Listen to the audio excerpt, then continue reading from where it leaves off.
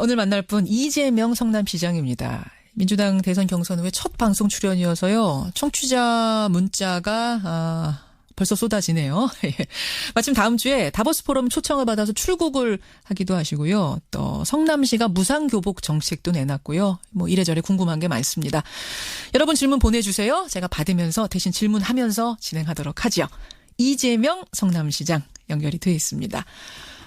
시장님 안녕하세요. 네, 오랜만이죠. 반갑습니다. 야, 대선 때는 정말 자주 출연하셨었는데 그동안 어떻게 지내셨어요? 조용히 지켜보고 있고요. 저도 좀 되돌아보고, 또 성남시장이니까 또 시장으로 할 일도 많아서 그냥 열심히 일하고 있습니다. 되돌아보셨어요?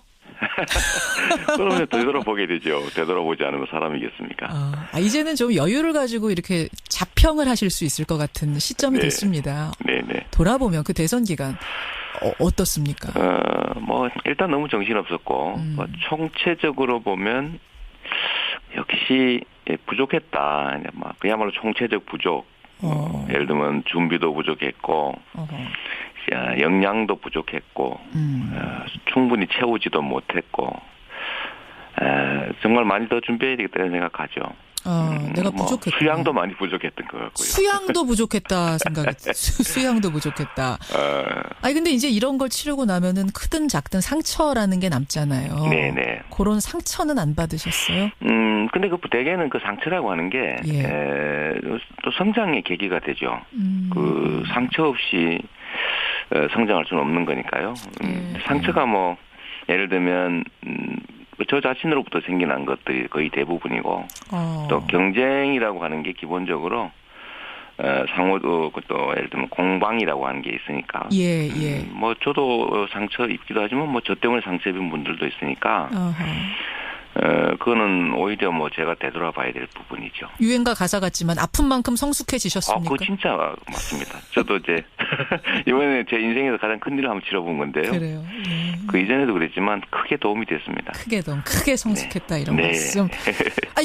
이 질문 제가 보내주십시오 했더니 벌써 질문 들어오는데 청취자 2427님이 그 대선 기간을 자평해보자면 그럼 몇 점 정도 스스로에게 주시겠습니까? 과락 수준은 아니었던 것 같고요. 낙제 수준은 아니었던 것 같고. 너무 낮게 주신 거 아니에요? 그냥 겨우 낙제를 면한 수준이었던 것 같습니다. 겨우 낙제를 면한 수준이요. 굉장히 짜게 스스로를 그러면서 나는 부족했다. 후회되는 게 사실 많아요. 많으세요. 제일 후회되는 건 뭡니까? 제가 전쟁과 경쟁을 구분하자라고 제가 수없이 말했고 우리는 하나의 팀이다라고 얘기했는데 제가 어느 순간에 보니까 약간 전쟁 쪽으로 기울어 있었던 것 같아요. 그러니까 불필요하게, 과도하게 공격한다든지, 그런 것들이 좀 지나고 나니까 아무 쓸데없이 그랬다는 생각도 들고, 그 때문에 눈살 찌푸린 분도 좀 계셨던 것 같아서요. 그게 제가 이제 워낙 평생 그야말로 시민단체로 일종의 공격수로 살아와서. 좀 저는 많이 자중한다고 했는데 나름 자중했는데 다른 쪽에서 느끼기에는 너무 지나치다 이런 것들이 있었던 것 같습니다. 어느 순간 전쟁과 경쟁을 내가 구분 못한 것? 약간 경계를 넘어갔던 것 같아요. 제일 아프다. 그래도 여전히 사이다는 톡 쏘는 사이다 하신 거예요? 아니면 이제는 좀 약간 김을 빼야겠다고 생각하시는 거예요? 아니 그거야 국민들이 듣고 싶은 이야기 또 정치인으로서 해야 될 얘기 감추지 않고 가감하지 않고 해야 된다는 측면에서는 계속 똑같이 가야죠. 가야 되는데 너무 지나치면 안 된다는 생각이 좀 많아졌습니다. 특히 내부에서. 한 팀 안에서 전쟁과 경쟁을 구분하자. 제가 정치평론가가 아니잖아요. 저는 하나의 팀원인데. 이재명 성남시장 성숙해지는 모습, 더 성숙해진 모습으로 돌아온 성남시장. 근데 시장님 선거 끝난 지 얼마 안 됐는데 또 선거 얘기를 해서 좀 죄송합니다만 요즘 제일 많이 받으시는 질문이 내년 지방선거 어디 출마하시느냐 그거 맞죠? 어디로 입각할 거냐 지방선거 나가냐 또 보궐선거 나가냐 많습니다. 어떻게 마음 정하셨어요? 제가 이때까지는 제가 사실 마음대로 정하고 살아왔는데 이게 개울에서는 노를 져서 어디로 가야 되지만 이게 강물로 나오니까요. 노졌다가는 배 뒤집어질 것 같아요. 그게 무슨 말씀이세요? 그 옛날 그 얘기 있지 않습니까? 정치는 배고 뭐 민심은 강물이다, 강이다 이랬는데 예. 그야말로 이제 국민적 대의 또는 흐름 이런 걸 좀 중시해야 될 것 같고 또 한 가지는 제가 하고 싶은 일을 하는 것보다 예. 해야 될 일을 하는 게 더 중요한데 예. 해야 될 일은 역시 제가 정하는 게 아니라 세상이 정하는 거다 이런 생각이 좀 듭니다. 내가 노를 저어서 저 방향으로 가야지 한다고 아무리 저어도 그게 그렇게 가는 게 아니다. 강물의 흐름, 민심의 흐름에 몸을 맡기겠다 이 말씀. 네. 그럼 지금 서울시장이냐 경기지사냐 사실 현실적으로 두 가지 가능성이 나오는데 지금 민심은 뭐 지금까지입니다만 어느 쪽이라고 보세요? 그걸 잘 모르겠어요. 예를 들면 저도 이제 우연의 일치였는데 제가 이제 기자간담회를 한 번도 안 했으니까 그래서 궁금해하시는 분도 많고 뭐 언론도 그렇고 정치도 그렇고 그래서 한번 대화는 해야 되겠다고 했는데 하필이면 그날 이제 뭐 서울시장 뭐 잠재적 후보들 여론조사 결과가 또 나오고 맞아요. 또 다 질문이 딴 얘기 좀 하고 싶었는데 뭐 그 질문만 나와요. 하고 다보스 포럼 얘기도 좀 하고 이러려고 했는데 지금 우리 김현정님도 그러시는 것처럼 다 정치 뭐 할래 이렇게 물어보니까 저도 이제 그 생각을 안 하고 있는 건 아닌데 저도 잘 모르겠고 또 마침 서울시장 선거 여론조사도 보면 저는 그렇게 좀 많이 나올 줄 몰랐거든요. 왜냐하면 경기도 사람이 왜 서울을 가느냐 이런 것도 있을 수 있어서 저도 뭐 그건 대의에 어긋나지 않을까? 뭐 국민들이 그런 걸 원할까? 뭐 반감 있지 않을까 했는데 또 아니기도 하고 해서 잘 모르겠습니다, 솔직히. 솔직히 모르시겠어요. 그 여론조사에서 2등 하셨던가요? 3등 하셨던가요? 박 시장님이 계시면 뭐 2등. 그렇죠. 박 시장이 안 계시면은 1등. 뭐 야당 후보는 압도적 1위 뭐 이러니까. 그래서 서울시장 쪽으로 가닥을 잡으신 거다라는 얘기들이 많이 있는데. 어느 언론은 경기지사로 결정한 것 같다 이랬었는데. 아직은 나도 몰라 이겁니까? 진짜 그렇습니다. 이게 이제 제가 기회주의적으로 뭘 이렇게 눈치를 보는 게 아니고. 문재인 정부의 성공이라고 하는 것은 대한민국 민주주의 역사에서 보면 매우 엄중한 과제인데 예를 들면 4기 민주정부가 저는 반드시 있어야 된다고 보고 그걸 통해서 합리적 경쟁이 가능한 사회, 정치에서도 진정한 의미의 정치 세력 간 국민을 위한 경쟁이 가능한 곳으로 지금 가야 되는데 그러려면 반드시 성공해야 되고요.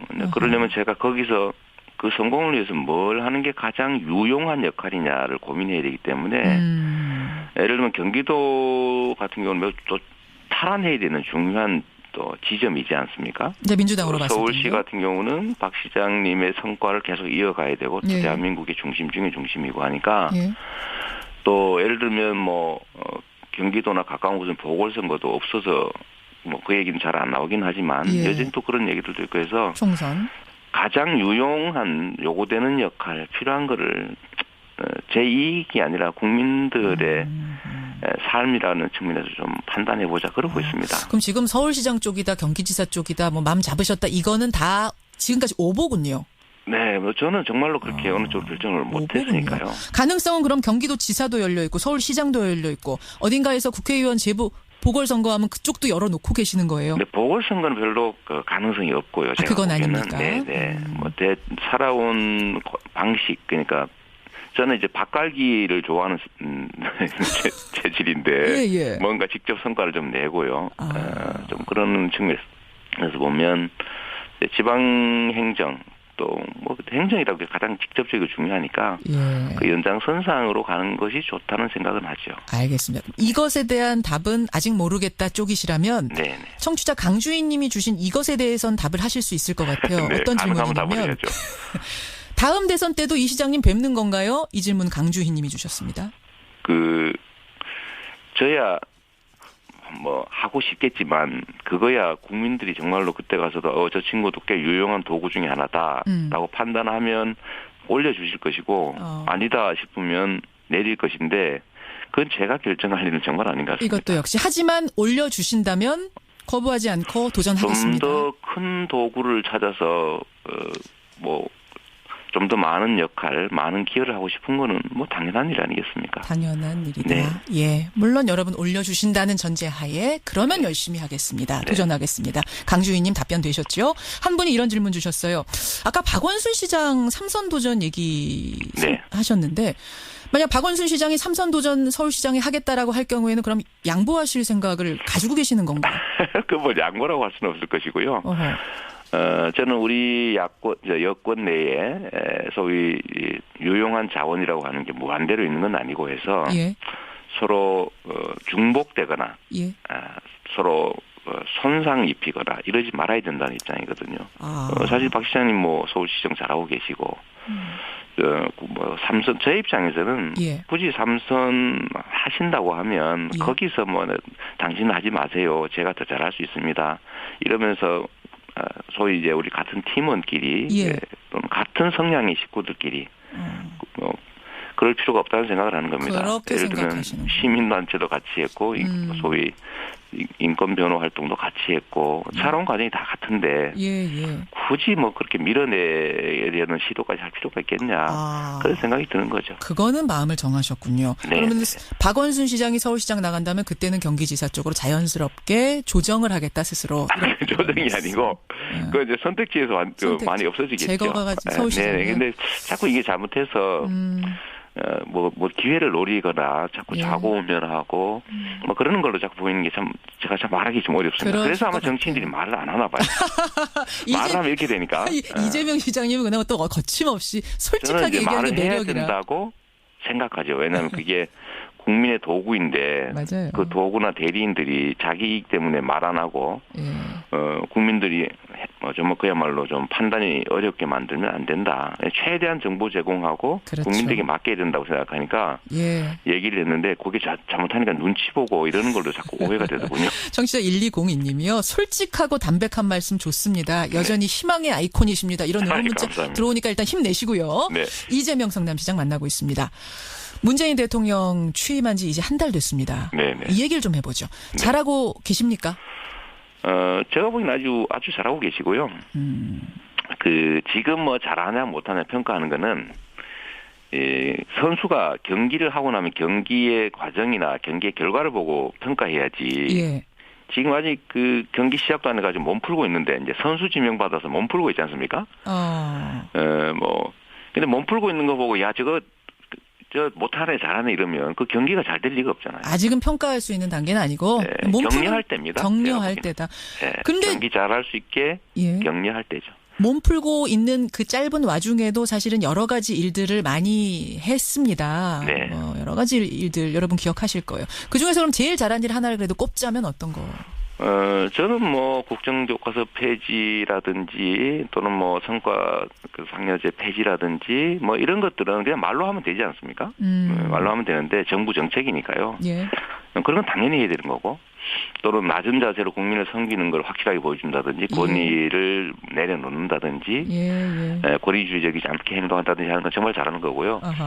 그러나 사실 그런 건 쉽게 할 수 있는 거니까 다만 제가 보기에 진짜 잘한 거는 원전 제로 정책으로 가기로 결정하는 겁니다. 이런 건 실천이거든요. 그렇군요. 이건 말로 되는 게 아니고 이때까지 다른 정부들도 하려고 했고 국민들도 많이 요구했지만 소위 원전 마피아라든지 기득권 세력들의 저항 때문에 못했는데 그 결정을 하는 거고 진짜구나.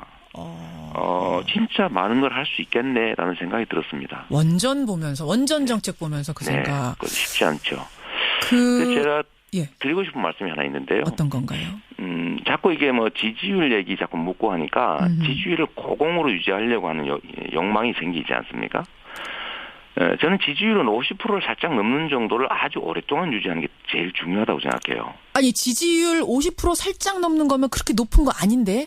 아닙니다. 이게 상당히 어렵습니다, 사실은. 임기 초기에는 기대가 높으니까요. 또 기대에 부응하려고 노력하고 시작하자마자 엉망인 사람은 좀 특수한 예죠.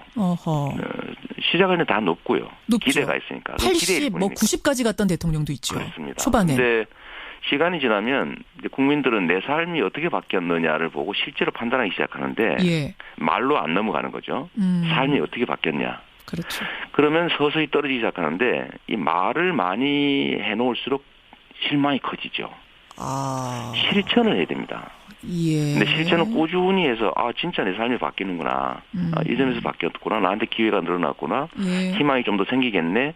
라고 할 수 있게 만들어야 되는데 그걸 유지하려면 그야말로 반대를 좀 감수해야 되거든요. 반대를 감수한다고요? 네, 반대 세력의 반발도 감수해가면서 갈 수 있는 실천력. 그걸 반대가 없게 하려고 하면 예. 실제로 아무것도 못하게 됩니다. 지지율 지키라고 이것도 이쪽 눈치도 보고 저쪽 눈치도 보고 이러시지 말아라는 말씀. 네, 50% 살짝 넘는 정도를 유지하면서 실천해가라는 말씀. 그렇습니다. 국민의 뜻과 대의 이걸 가지고 뭐 일부 반발이 당연히 있죠. 사회에 어떻게 반발 없는 세상은 천국이거든요. 물론 그렇죠. 네, 그래서 너무 고공 지지율을 유지하려고 막 노력하는 것보다는 그냥 대의에 맞고 국민이 요구하고 해야 될 일을 그냥 뚜벅뚜벅 해 나가는 것이 알겠습니다. 훨씬 낫지 않을까 싶어요. 예, 이게 문정 지지율 70% 유지하겠다 이거 하면 안 될 것 같아요. 그거 고집하시지 말아라. 그거 안 그랬으면 좋겠습니다. 그 마음은 좀 내려놓으셔라. 부담 갖지 말아라. 이런 말씀.